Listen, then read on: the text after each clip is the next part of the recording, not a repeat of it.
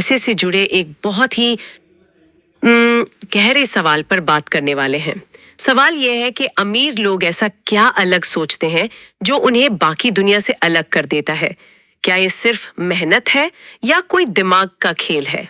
ज्यादातर लोग इसे मेहनत या किस्मत का खेल मानते हैं, लेकिन हमारे आज के स्रोत का कहना है कि ये पूरी तरह से एक दिमागी खेल है। हाँ, और इसी को समझने के लिए हमारे पास टी हार्व एकर की मशहूर किताब the secrets of the millionaire mind का सार है। तो आज की हमारी चर्चा एक तरह के दिमागी सर्जरी जैसी होने वाली है। दिमागी सर्जरी, या अच्छा तरीका इसे कहने का। हाँ, पहले हम उस पुराने खराब मनी ब्लूप्रिंट को खोज कर निकालेंगे जो हमें रोक रहा है। हाँ। और फिर हम उसकी जगह 17 नए शक्तिशाली वेल्थ फाइल्स इंस्टॉल करेंगे। बिल्कुल, क्योंकि ये विश्लेषण सिर्फ ज्यादा पैसा कमाने के बारे में नहीं है, ये उन गहरी छिपी हुई मान्यताओं को बदलने के बारे में है जो हमारी आर्थिक सफलता को कंट्रोल करती हैं। तो असली बदलाव अंदर से शुरू होता है, बाहर से नहीं। एकदम। तो चलिए इस दिमागी सर्जरी को शुरू करते हैं। सबसे पहले मनी ब्लूप्रिंट। ये शब्द सुनने में थोड़ा टेक्निकल लगता है, पर इसका मतलब बहुत सीधा है। ये पैसे को लेकर हमारे दिमाग की अंदरूनी प्रोग्रामिंग है, एक तरह का अदृश्य नक्शा जो हमारे सारे आर्थिक फैसले कंट्रोल करता है और हमें पता भी नहीं चलता। हाँ, और यही तो सबसे दिलचस्प बात है। ये सब हमारे अवचेतन मन में यानी सबकॉन्शियस माइंड में चलता है। इसे समझाने के लिए एक फॉर्मूला है, TFAR। TFAR, okay. T यानी थॉट्स, हमारे विचार। F यानी फीलिंग्स, हमारी भावनाएं। A यानी एक्शंस, हमारे काम। और R यानी रिजल्ट्स, हमारे नतीजे। अच्छा, तो ये एक चेन रिएक्शन की तरह है। हाँ, हमारे विचार हमारी भावनाओं को जन्म देते हैं, भावनाएं हमारे कामों को तय करती हैं और हमारे काम ही हमारे आर्थिक नतीजे लाते हैं। इसका मतलब अगर नतीजे खराब हैं, तो हमें अपने कामों को नहीं बल्कि अपनी सोच को ठीक करना होगा, जहाँ से ये सब शुरू होता है। बिल्कुल, लेकिन ये सोच आती कहाँ से है, मतलब बनती कैसे है? ये हमारी बचपन की कंडीशनिंग से आती है और इसके 3 मुख्य तरीके हैं।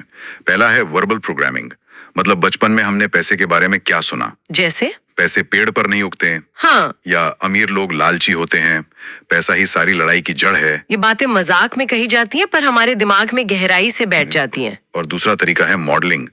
ये मुझे बहुत दिलचस्प लगा। हाँ, ये बहुत सटल होता है। हम सोचते हैं कि हम अपने फैसले खुद ले रहे हैं, पर असल में शायद हम बस अनजाने में अपने पेरेंट्स की नकल कर रहे हैं। बिल्कुल। उनके पैसे संभालने का तरीका, चाहे वो अच्छा हो या बुरा, अगर उन्होंने हमेशा कर्ज में रहकर जिंदगी गुजारी, तो शायद हम भी वही पैटर्न अपना रहे हैं। और तीसरा जो सबसे ज्यादा असरदार हो सकता है वो है स्पेसिफिक घटनाएं। हाँ, स्पेसिफिक इंसिडेंट्स।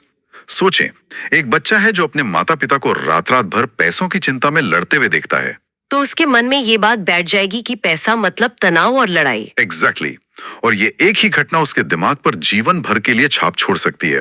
वो शायद हमेशा पैसे से दूर भागेगा। तो अगर किसी को एहसास होता है कि उसका मनी ब्लूप्रिंट उसे रोक रहा है, तो वो इसे बदले कैसे? क्या ये मुमकिन भी है? हाँ, बिल्कुल मुमकिन है।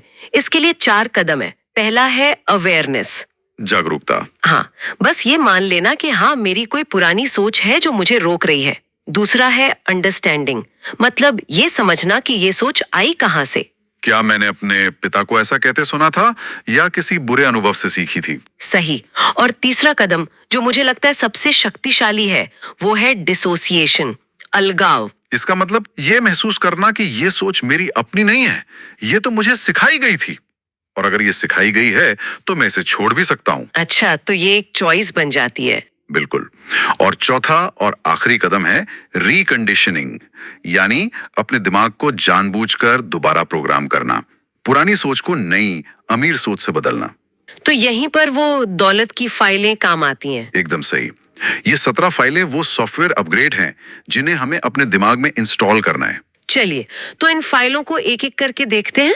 इनको समझने के लिए कुछ विषयों में बांट लेते हैं। हाँ, पहला और सबसे जरूरी विषय है मानसिकता और जिम्मेदारी। ये फर्क सबसे बुनियादी है। फाइल नंबर 1 कहती है, अमीर लोग मानते हैं मैं अपनी जिंदगी खुद बनाती हूँ, जबकि गरीब मानसिकता वाले लोग सोचते हैं जिंदगी में मेरे साथ बस घटनाएं होती हैं। मतलब एक अपनी जिंदगी की गाड़ी खुद चला रहा है और दूसरा बस पिछली सीट पर बैठ के शिकायत कर रहा है। या तो आप ड्राइवर हैं या पैसेंजर। इसी से फाइल नंबर 9 भी जुड़ती है, जो कहती है कि अमीर लोग अपनी समस्याओं से ज्यादा बड़े होते हैं। हाँ, वो विक्टिम कार्ड नहीं खेलते। वो 3 चीजों से बचते हैं: दोष देना, बहाने बनाना और शिकायत करना। लेकिन शिकायत करना तो बहुत स्वाभाविक है, हम इंसान हैं। देखिए, यहाँ फर्क समझना जरूरी है। कभी कभार अपनी परेशानी बताना और हमेशा विक्टिम मोड में रहना, इन दोनों में बहुत फर्क है। अच्छा, शिकायत करने वाला अपनी ऊर्जा समस्या पर खर्च करता है, जबकि जिम्मेदारी लेने वाला अपनी ऊर्जा समाधान खोजने में लगाता है। ये बात समझ आई। अब आते हैं अगले विषय पर, लक्ष्य और अवसर। फाइल नंबर 2 कहती है कि अमीर लोग पैसों का खेल जीतने के लिए खेलते हैं, जबकि गरीब लोग सिर्फ हार से बचने के लिए। ये सुनने में छोटा फर्क लगता है, पर है बहुत बड़ा। बहुत बड़ा। एक का लक्ष्य दौलत और समृद्धि, दूसरे का लक्ष्य है बस बिल चुकाना और किसी तरह गुजारा करना। और जब लक्ष्य सिर्फ गुजारा करना होता है तो उतने ही पैसे मिलते हैं। बिल्कुल, लेकिन जब लक्ष्य जीतना होता है तो दिमाग अपने आप बड़े मौके तलाशता है। और यहीं पर फाइल नंबर 4 और 5 आती हैं। फाइल 4 कहती है अमीर लोग बड़ा सोचते हैं। और फाइल 5 कहती है अमीर लोग अवसरों पर ध्यान केंद्रित करते हैं, बाधाओं पर नहीं। ये दोनों एक दूसरे से जुड़ी हुई हैं। हाँ, जब आप बड़ा सोचते हैं तो आपका दिमाग अपने आप बाधाओं की जगह अवसरों को स्कैन करने लगता है। आपका पूरा नजरिया बदल जाता है। मतलब ग्लास आधा खाली नहीं, आधा भरा दिखता है। एग्जैक्टली। जहां दूसरे को सिर्फ खतरा दिखता है, आपको वहां एक मौका नजर आता है। किताब में एक लाइन है, अगर आप सितारों पर निशाना साधते हैं तो कम से कम चांद तक जरूर पहुंच जाएंगे। हाँ, ये सुनने में किताबी लग सकता है, पर इसके पीछे का मनोविज्ञान बहुत गहरा है। अगर आपका लक्ष्य ही छोटा होगा तो नतीजे तो उससे भी छोटे ही होंगे। ठीक है, अगला विषय है मूल्य और प्रचार। ये थोड़ा विवादास्पद हो सकता है। फाइल नंबर 8 कहती है कि अमीर लोग अपना और अपने मूल्य का प्रचार करने के इच्छुक होते हैं।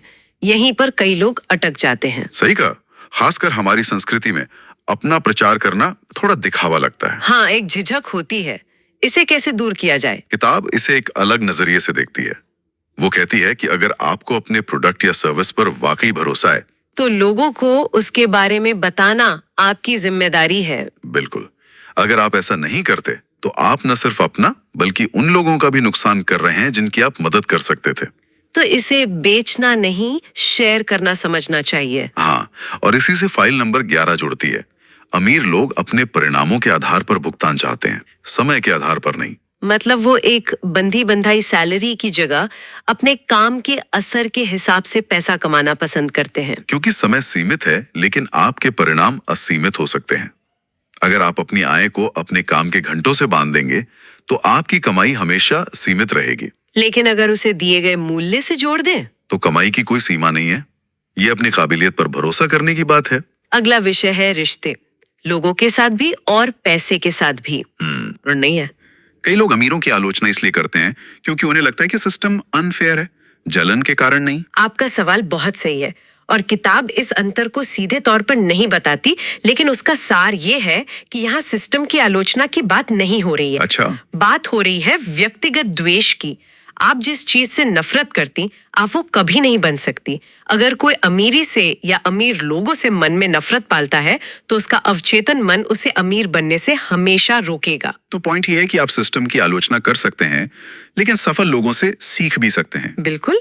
इसी से जुड़ी फाइल नंबर 7 है, अमीर लोग सकारात्मक और सफल लोगों के साथ रहते हैं। हाँ, वो कहावत है ना कि आपकी आमदनी उन 5 लोगों की औसत होती है जिनके साथ आप सबसे ज्यादा समय बिताते हैं। हाँ, आपका माहौल आपकी सोच बनाता है। सही बात है। और फिर है फाइल नंबर 10, अमीर लोग उत्कृष्ट प्राप्तकर्ता होते हैं।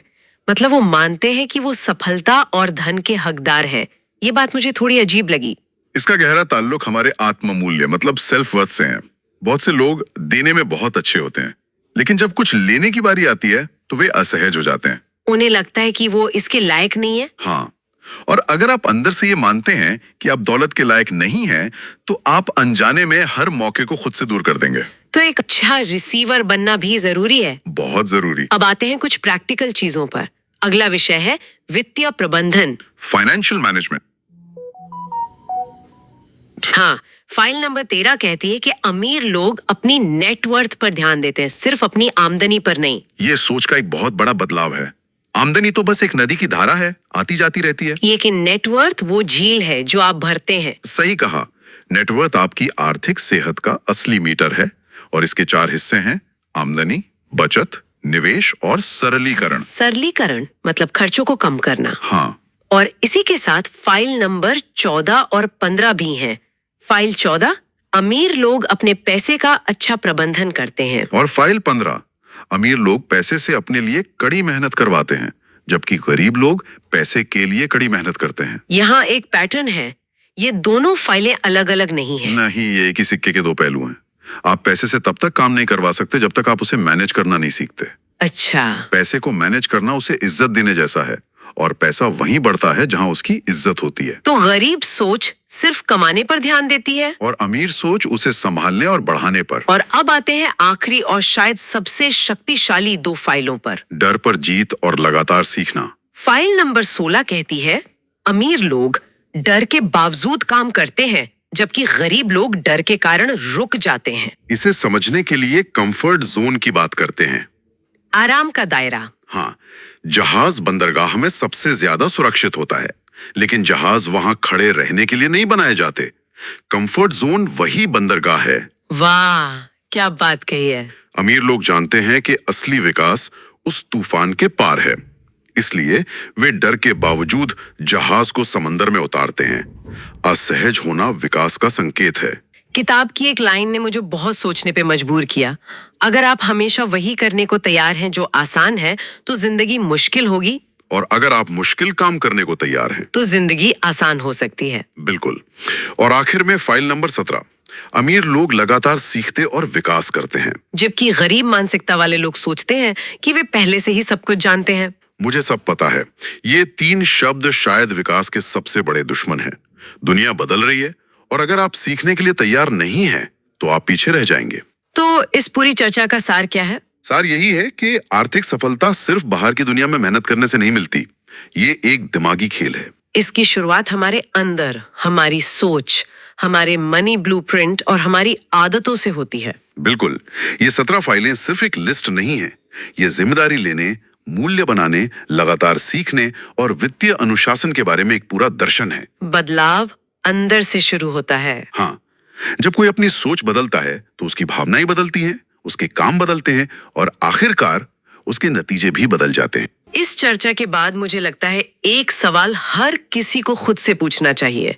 एक ऐसा सवाल जो शायद पूरी आर्थिक जिंदगी बदल सकता है।